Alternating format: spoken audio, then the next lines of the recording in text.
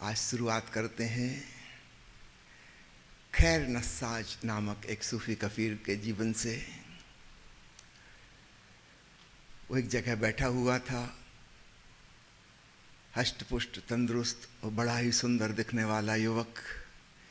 एक अमीर आदमी वहाँ से गुजरा। उसने देखा कि यह आदमी फटे हुए कपड़े पहने हैं, पुराने कपड़े पहने हैं, लेकिन है बड़ा स्वस्थ और सुंदर। जरूर कोई गुलाम होगा। उस अमीर आदमी ने पूछा, तुम गुलाम हो? नस्साज ने कहा, जी हजूर। नस्साज तो दूसरी दुनिया में थे, वे समझे परमात्मा का गुलाम का मालिक तो बस एक ही है, उसका गुलाम हूँ। अमीर आदमी ने पूछा, तुम भाग गए हो अपने मालिक से, छोड़ के आ गए हो? नस्साज ने कहा, आपने बिल्कुल ठीक पहचाना। जब से अपने मालिक को भूल गया हूँ तब से बड़ा दुखी हूँ, बड़ा परेशान हूँ और मालिक की खोज में हूँ। उस अमीर ने कहा, ऐसा करो तुम मेरे साथ चलो, मुझे एक गुलाम की ज़रूरत है, मुझे एक गुलाम मिल जाएगा, और तुमको मालिक की ज़रूरत है, तुम्हें मालिक मिल जाएगा। नस्साज बहुत प्रसन्न हुए, कहा कि अद्भुत, तो आप मालिक हैं, चलिए मैं आपका गुलाम हुआ। उस अमीर आदमी ने सोचा ना था कि इतनी आसानी से कोई गुलाम हो जाएगा। अपने घर ले गया। उसका कपड़े का व्यवसाय था। उसने नस्साज को सिखा दिया कपड़ा बुनना, जुलाहे का काम। और नस्साज ऐसी मगन भाव से लगन पूर्वक अपना काम करते कि खूब सुंदर कपड़े बनने लगे। वो अमीर आदमी और भी अमीर हो गया, उसकी दुकान और ज़्यादा चलने लगी। वो बहुत खुश था। नस्साज का नाम ये पुराना नाम नहीं है जो बचपन से उसे मिला था, ये नाम उसके मालिक ने दिया। खैर का मतलब होता है अच्छा इंसान, भला आदमी। मालिक ने देखा कि बहुत ही भला नेक दिल वाला इंसान है, इसलिए खैर पुकारना शुरू किया। और नस्साज का मतलब होता है जुलाहा, कपड़ा बुनने वाला। तो खैर नस्साज धीरे धीरे उसका नाम हो गया। उसके आनंद का कोई ठिकाना नहीं। दिन रात अपने मालिक की गुलामी करता, जो वो आदेश देते वैसा करता। कई साल बीत गए। एक दिन मालिक ने देखा कि यह आदमी कोई साधारण आदमी नहीं है, इसको गुलाम बना के रखना ठीक नहीं मालूम पड़ता, ये तो कोई पहुंचा हुआ संत है। जब ये भाव उसके भीतर जागा तो उसे बड़ा पश्चाताप हुआ। उसने जाके खैर नस्साज से माफ़ी मांगी कि मुझे क्षमा करना, मैं तुमको एक्सप्लॉइट करता रहा, तुम्हारा शोषण करता रहा, मैंने कभी कुछ तुमको दिया नहीं है, तुमसे लेता ही लेता रहा। आज मेरे अंतःकरण से आवाज़ आई है कि मैं तुम्हें मुक्त कर दूं, तुम जाओ, स्वतंत्र हो, मेरी गुलामी करने की ज़रूरत नहीं। खैर नस्साज ने कहा कि मालिक, मैं तो कब का स्वतंत्र हो चुका हूँ, आपकी कृपा से, आपकी आज्ञा में रहते रहते, आपके डिसिप्लिन में, आपके आदेश के अनुसार जीते जीते मेरा अहंकार खत्म हो गया। क्योंकि जो मालिक की मर्जी वही मेरी मर्जी, गुलाम का तो यही उसूल होता है। तो धीरे धीरे धीरे आपकी बात मानते मानते मेरे भीतर वो जो मन था, अहंकार था, जिसका मैं पहले गुलाम था, उसकी गुलामी से छुटकारा मिल गया। मेरी रूह तो न जाने कब की मुक्त हो चुकी है आपकी कृपा से। अब और कैसी मुक्ति, परम मुक्ति घट गई। खैर नस्साज सूफी फकीरों में एक अद्भुत नाम हो गया, जिसने मालकियत का राज पा लिया गुलामी में। खैर नस्साज अर्थात गुलामी में पा लिया मुक्ति का राज, परम स्वतंत्रता हासिल कर ली। समझदार व्यक्ति के लिए हर परिस्थिति उपयोगी साबित हो जाती है। कोई परिस्थिति नेगेटिव या नकारात्मक नहीं लगती। वो जहाँ है, जैसा है, उसी में से रास्ता निकल आता है। और ना समझ व्यक्ति को बिल्कुल रास्ते पे लाके खड़ा कर दो, वो वहाँ से भी भटक जाता है। तो असली बात है अपने भीतर वह समझ, वैसा विवेक पैदा करना, परिस्थिति बदलने की चिंता ना करना, अपनी मनस्थिति, अपना दृष्टिकोण, अपना नजरिया वो परिवर्तित हो, तब हमारे भीतर आत्म रूपांतरण घट जाता है। जब गुलामी जैसी दुर्घटना भी परम मुक्ति की, मोक्ष की राह बन जाती है। एक दूसरी घटना सूफी कहानी में आती है कि एक व्यापारी था, उसके पास कोई परदेश का पंछी था जो बड़ा प्यारा था। वो अक्सर व्यापार के लिए देश विदेशों में जाया करता था और कहीं परदेश से एक पंछी ले आया था पकड़ के जंगल में। उसको सोने के पिंजड़े में उसने रखा था, पिंजड़े पे हीरे जवाहरात जड़ाए थे, बहुत सुंदर पिंजड़ा बनाया था। लेकिन वो पंछी कभी भी प्रसन्न नहीं रहता था। जिसने खुले आकाश को पहचाना है, अपने पंखों की उड़ान को जाना है, उसको हीरा मोती और सोने चांदी आकर्षित नहीं करते।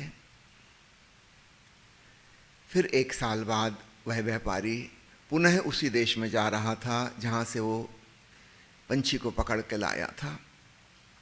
उसने पूछा कि मैं जा रहा हूँ तुम्हारे देश, तुम्हारे नाते रिश्तेदार वहाँ जंगल में मिलेंगे, कोई संदेश उन तक भेजना है। उस पंछी ने अपनी भाषा में कहा कि आप मेरी बात समझ तो नहीं पाओगे, लेकिन आप सुन लो और इसको जाके वहाँ पे रिपीट कर देना, तो मेरे जो कुटुंब के पंछी हैं वो पहचान जाएंगे, वो समझ जाएंगे कि मैं क्या कह रहा हूँ। उसने अपनी पंछियों की भाषा में कहा कि मैं पिंजड़े में बंद हूँ,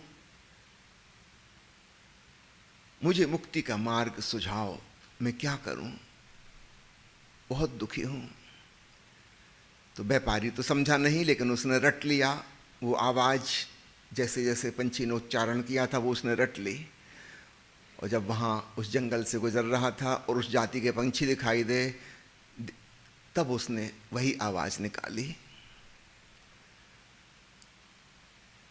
अचानक वो पंछी जो डाल पे बैठे थे एक एक करके नीचे गिरे जमीन पर और मर गए। ये व्यापारी बड़ा दुखी हुआ, ये कौन से अपशकुन की बात उस पंछी ने भेज दी, ये लोग तो सुन के ही मर गए, सदमे में आ गए। खैर वो वापस अपने घर लौटा और उसने उस पंछी से कहा कि जब मैंने तुम्हारे कुटुंब के लोगों को तुम्हारा संदेश सुनाया तो न जाने कौन सी खराब बात थी तुम्हारे संदेश में, वे लोग तो सुनते ही मर गए, गिर गए। बस जैसे ही व्यापारी ने यह कहा, वह पंछी भी पिंजड़े के भीतर गिर गया और मर गया। अब मरे हुए पंछी का क्या करता? व्यापारी ने पिंजड़ा खोला, पंछी को बाहर फेंक दिया।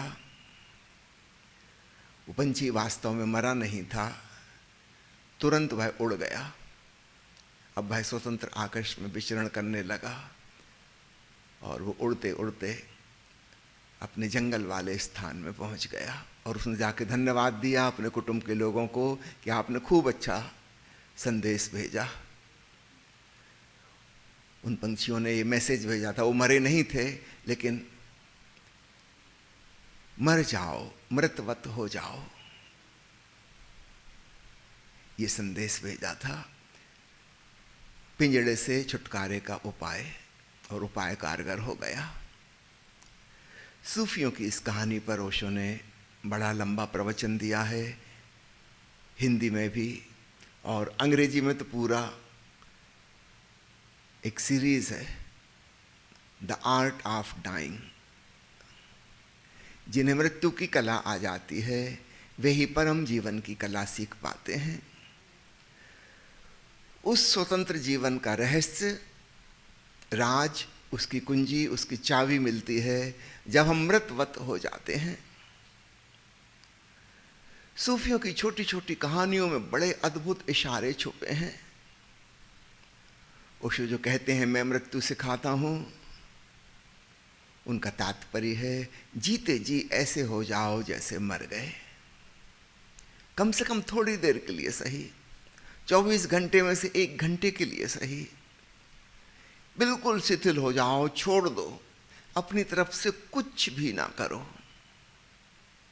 क्योंकि करने में कर्ता भाव है। मैं मौजूद हूं, मैं मिट जाऊं, मैं रहूं ही ना, जो हो रहा है सो हो रहा है, मुझे कुछ भी नहीं करना है। इस भावदशा में आ जाओ। योग में जिसे शवासन कहते हैं वह बड़ा उपयोगी होगा। शव जैसा आसन, मुर्दा लाश की तरह पड़े रहो।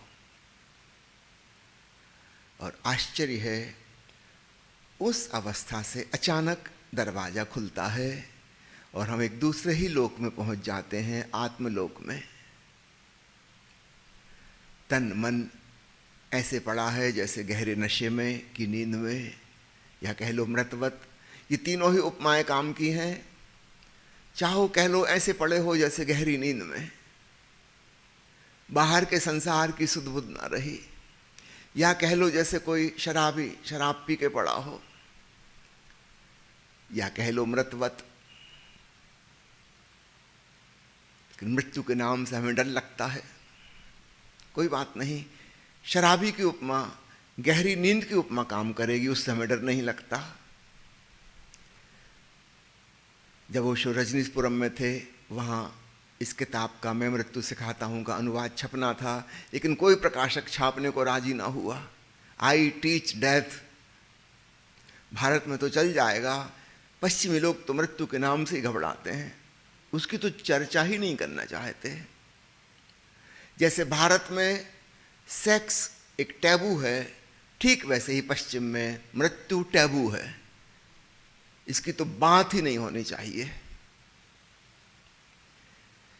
एक जीवन की शुरुआत को छिपाते हैं, दूसरी सभ्यता वाले जीवन के अंत को छिपाते हैं।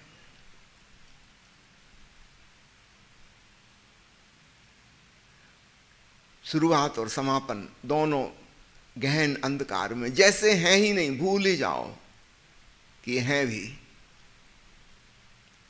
जरूर कोई गहरी साइकोलॉजी इसके पीछे काम करती होगी।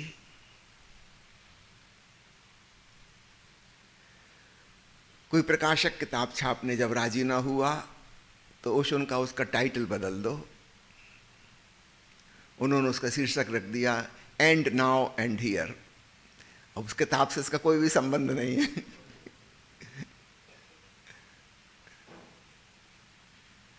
लेकिन फिर वो किताब छप गई और खूब बिकी। अद्भुत सूत्र है, जीवित मरिए भवजल तरिए। जीते जी मरे जैसे हो जाओ। एक तो वो मृत्यु है जो अपने आप आएगी, और एक मृत्यु जो हम अपनी इच्छा से घटा सकते हैं।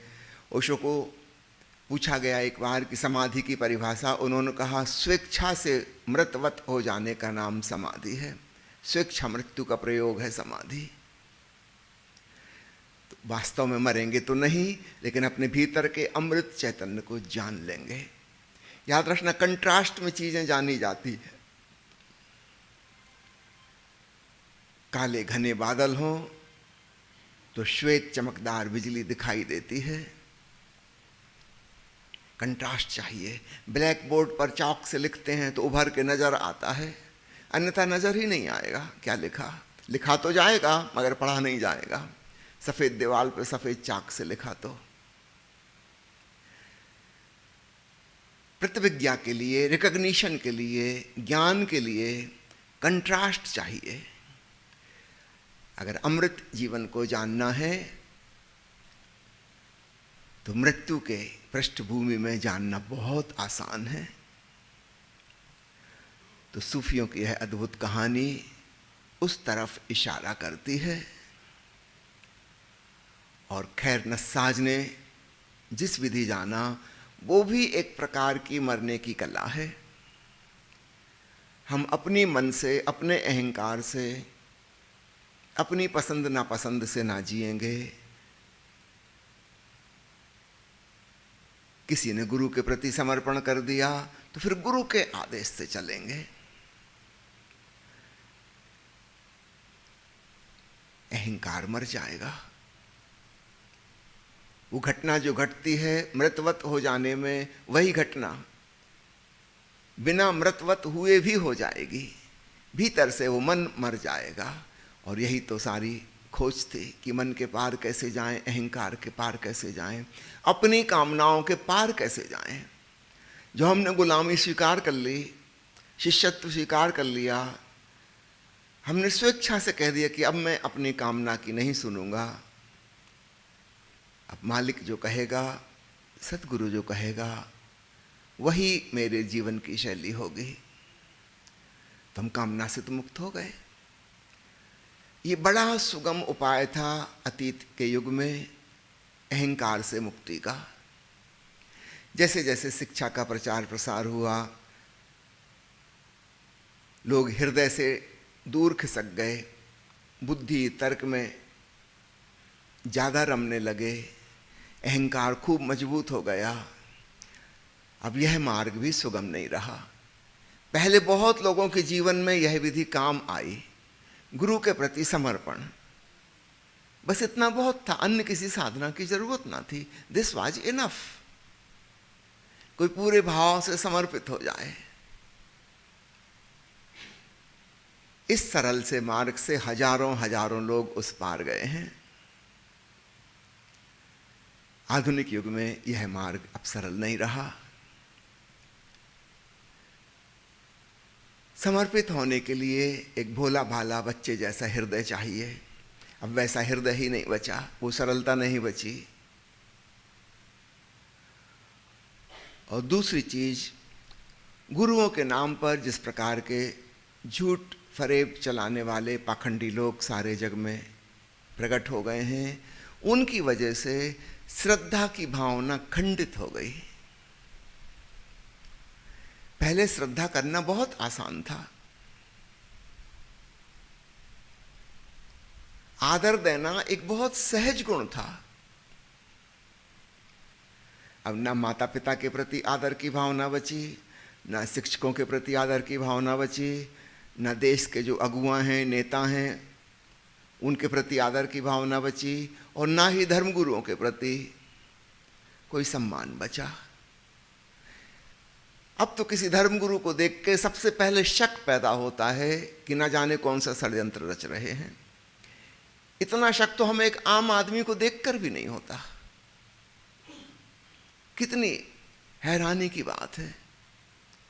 सन्यासी के वेश में इतना पाखंड हुआ, इतना शोषण हुआ, इतनी चालें चली गईं। अब सन्यासी को देख के सबसे पहला हमें यही ख्याल आता है कि जरूर कुछ चालबाजी हो रही है, जरूर शोषण का कोई उपाय चल रहा है।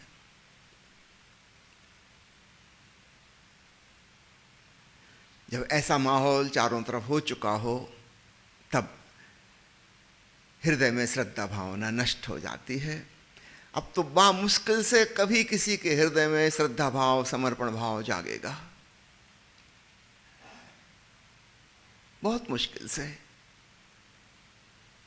आज के युग में यह तरकीब काम नहीं कर सकती।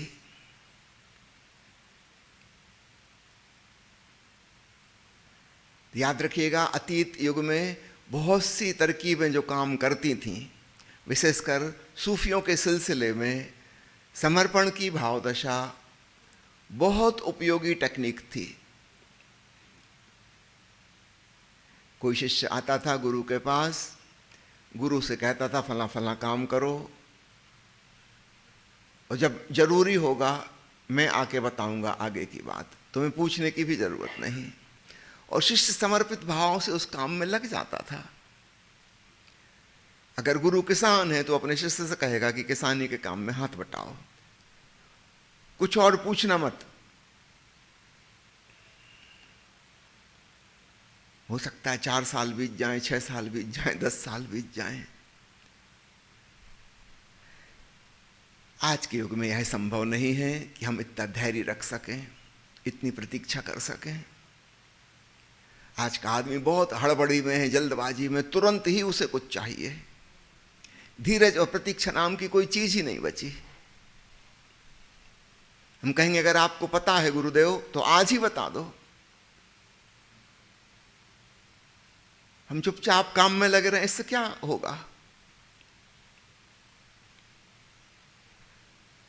अगर गुरु दर्जी का काम करता था, उसने अपने शिष्य को कहा कि अब इस काम में हाथ बटाओ,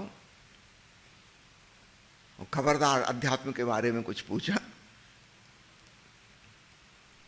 और जिज्ञासु आते, गुरु उनसे चर्चा करता, वे सवाल पूछते, उनको उत्तर देता। लेकिन इस शिष्य को अनुमति नहीं है कुछ भी पूछने की, ये चुपचाप सुनता रहता है, लेकिन इसको अवसर नहीं दिया जाता पूछने का, इसको अलाउड नहीं है।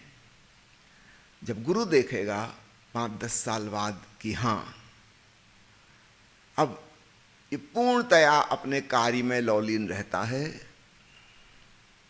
अब इसके भीतर से प्रश्न भी समाप्त हो गए, इसके मन में कुछ नहीं चल रहा, खाली मन, बस वो दर्जी का काम कर रहा है, कपड़े सिल रहा है, मन में कुछ भी नहीं है। उस दिन आके गुरु कहेगा कि पूछो, तुम 10 साल पहले क्या पूछने आए थे? वो शिष्य हंसेगा, वो कहेगा गुरुदेव वो बात अब गई, अब पूछने को कुछ बचा ही नहीं। बिना पूछे बिना कहे आपने सब दे दिया। जिस शांति को, जिस आनंद को मैं तलाशने आया था वो मिल गया। अब पूछने को कुछ ना बचा, कोई समस्या ही नहीं बची। मेरा ही मन समस्या था। आपने गजब किया, कपड़ा सिलवाते सिलवाते मुझे मन से मुक्त कर दिया। सूफी सिलसिले में इसी प्रकार की बहुत सी कहानियां सुनने को मिलेंगी। समर्पण की भावदशा, धीरज, प्रतीक्षा, एक श्रद्धा, एक भरोसा, और बस वो समर्पण ही काम कर जाता था। मुझे याद आता है जब वो मुंबई में रहते थे तब उन्होंने एक वाक्य लिख के दिया था, इसके बड़े बड़े पोस्टर बनाए गए थे। उसमें था कि समर्पण करो और मैं तुम्हारा रूपांतरण करूंगा, यह मेरा वचन है। मैं सिखाने नहीं जगाने आया हूं।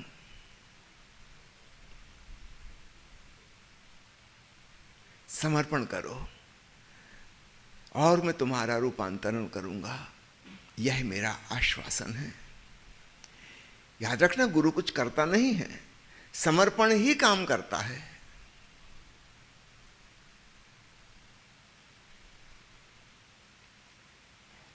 लेकिन ये सन 1971 की बात है। 15 साल बाद 1986 में और उसके पश्चात ओशो ने फिर समर्पण शब्द का उपयोग करना ही बंद कर दिया। अंतिम 4 साल के प्रवचनों में आप कहीं सरेंडर शब्द नहीं पाएंगे।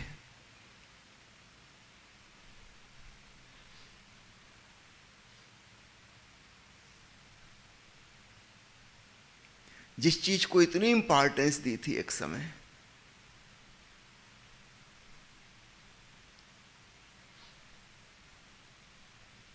फिर कभी उसका उल्लेख भी नहीं किया।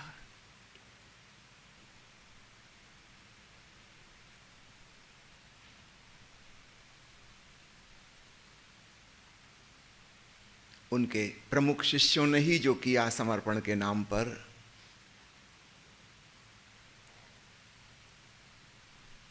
वो सचेत करने वाला है।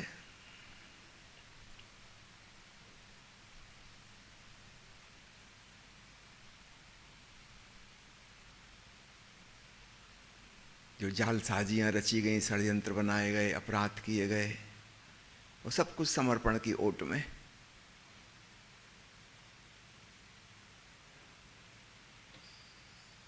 क्योंकि सबको कहा जा रहा है समर्पित रहो, समर्पित रहो, समर्पित रहो।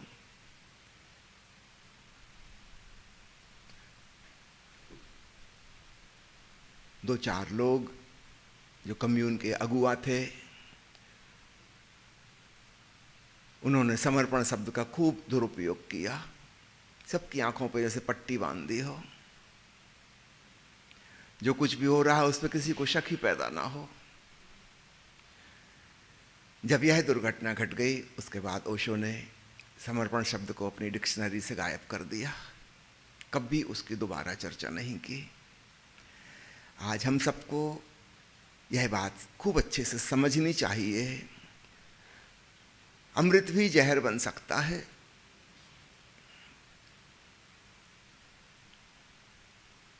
सावधान। गुरु भक्ति के नाम पर, समर्पण के नाम पर, दास भक्ति के नाम पर बहुत कुछ गलत हुआ है और होने का खतरा हमेशा मौजूद है।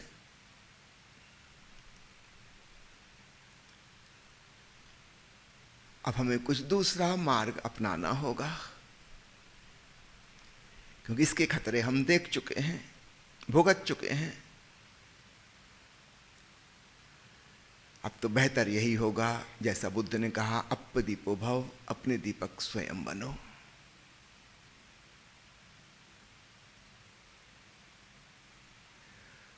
ओशो की एक किताब थी पूना वनडेज की, कम फॉलो मी, जीसस का प्रसिद्ध वचन, आओ मेरे पीछे आओ। पूना 2 डेज में जब उसका नया एडिशन छपना था, ओशो ने उसका नाम ही पलट दिया, कम फॉलो योर सेल्फ, आत्म अनुसरण करो।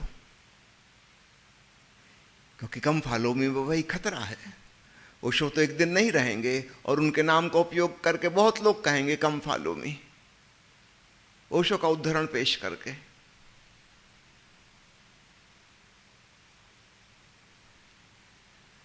नहीं, अपने विवेक की सुनो, अपनी समझ की सुनो, आपको जो ठीक लगता है वही ठीक। तो सूफी सिलसिले को समझते हुए हमें याद रखना होगा, समय बदल गया, युग बदल गया, वैसे लोग अब नहीं रहे, वैसे शिष्य नहीं रहे, वैसे गुरु नहीं रहे।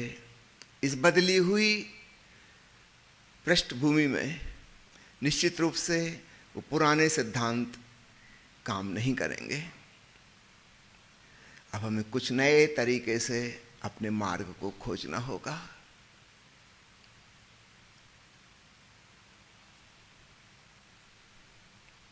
निश्चित रूप से वह पुराना मार्ग भी बहुत काम का था। हो सकता है थोड़े से लोग हों जिनके पास आज भी वैसा हृदय हो, जरूर वो उसका सदुपयोग कर लें, लेकिन बृहत पैमाने पर यह काम नहीं आएगा, यह भी पक्का है।